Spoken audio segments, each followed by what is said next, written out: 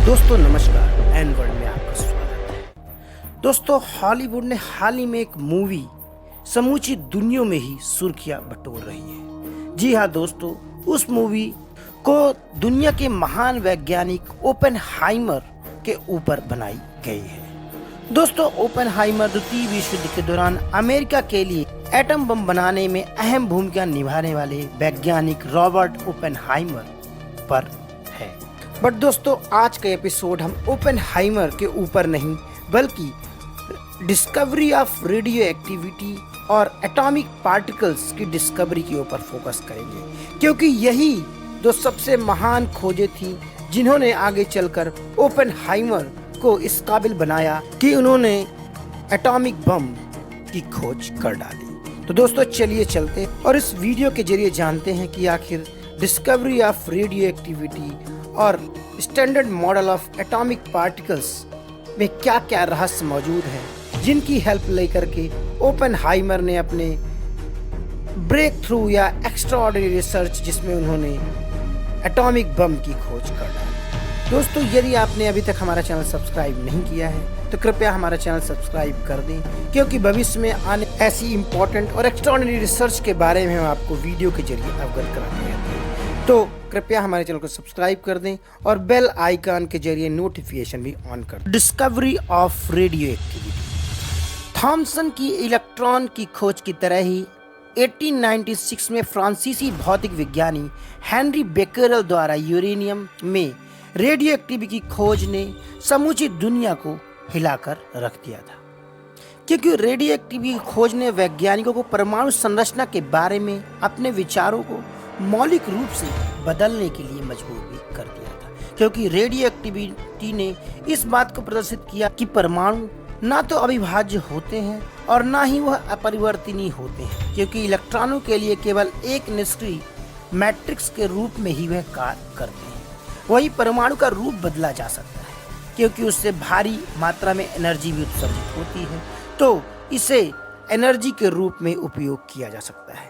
और ऐसा ही कुछ ओपेनहाइमर ने अपनी रिसर्च में किया, जिसमें वह रेडियो एक्टिव एलिमेंट्स के जरिए एटम बम बनाने में सफल हो पाए। 1896 के आसपास ही जर्मन भौतिक विज्ञानी विलेम्स कॉनराड रॉन्गटन ने 1895 में एक्सरे की खोज की थी, और बेकरेल ने सोचा था कि वह फास्फोरेंस और फ्लोरेसेंस से संबंधित रिसर्च हो सकती है। ऐसी प्रक्रियाएं जिनमें पदार्थ प्रकाश के रूप में ऊर्जा को अवशोषित और उत्सर्जित कर देते हैं। यानी अपने रिसर्च के दौरान बेकरेल ने भी एक डेस्क दराज की कुछ फोटोग्राफिक प्लेट्स और यूरेनियम के कणों को इकट्ठा कर दिया था और उनसे निकलने वाले रेडियो एक्टिव एलिमेंट्स और रेडियो एक्टिव एनर्जी को मापने की तैयारी कर डाली थी। उनके इस प्रयोग से उन्हें यह पता चला कि यूरेनियम के जो कण होते हैं वह बाहरी प्रभावों से स्वतंत्र रूप से एक विकिरण को उत्सर्जित कर सकते हैं। वहीं बेकरेल ने यह भी प्रदर्शित किया कि विकिरण विद्युतीकृत निकायों का निर्वहन कर भी बनाया जा सकता है। बेकरेल की यह खोज की कहानी आकस्मिक रूप से समूची दुनिया के ही साइंटिस्टों को हिलाकर रख दी थी। यानी वह इस विकिरण के खोज के लिए समूची दुनिया में ही प्रसिद्ध हो गए थे, जिसमें कि सबसे महत्वपूर्ण थी डिस्कवरी ऑफ रेडियो एक्टिविटी। क्योंकि ऐसा ही खोज 40 साल पहले एक फोटोग्राफर एलेब नीपस ने डे सेंट विक्टर यूरेनियम के यौगिकों के सहित विभिन्न रसायनों के साथ एक प्रयोग किया था, और ऐसा ही रिसर्च बेकरेल ने करीब 40 साल बाद किया। हालांकि उस वैज्ञानिक का नाम लोगों में मशहूर नहीं है, लेकिन बेकरेल ने इसे पूरी तरह से एक्सपेरिमेंट के थ्रू सिद्ध कर दिया कि रेडियो एक्टिव एलिमेंट से लगातार एनर्जी का उत्सर्जन चलता रहता है। और इसी कॉन्सेप्ट को यूज करके ओपेनहाइमर ने बाद में एटॉमिक बम की खोज कर डाली। तो जब हम डिस्कवरी ऑफ रेडियो एक्टिव की बात कर ही रहे हैं तो हमें मॉडल ऑफ एटॉमिक स्ट्रक्चर के बारे में भी थोड़ी आपको बता देना चाहिए। दोस्तों जे थॉमसन की डिस्कवरी, जिसमें कि उन्होंने नेगेटिवली चार्ज इलेक्ट्रॉन्स के नकारात्मक प्रभावों को उन्होंने अपनी इस खोज में, जो कि 1897 में हुई, उसको भौतिक विदों को थ्योरेटिकल फिजिक्स के जरिए बताई।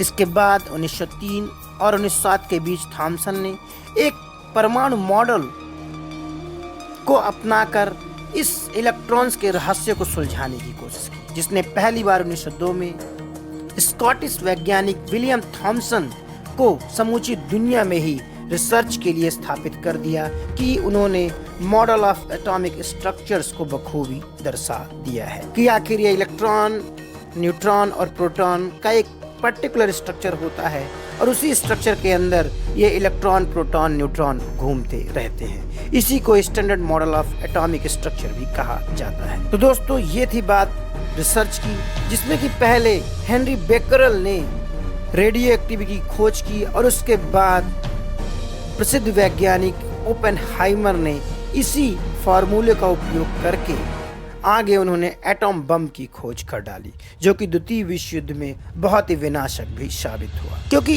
इन्हीं कड़ियों को जोड़कर ओपेनहाइमर ने अपने परमाणु बम बनाने के रिसर्च में सफल हो पाए थे। और इसी बम का परीक्षण 16 जुलाई 1945 को दुनिया के पहले परमाणु बम के परीक्षण के रूप में भी जाने गया, जिसका नाम ट्रिनिटी रखा गया था।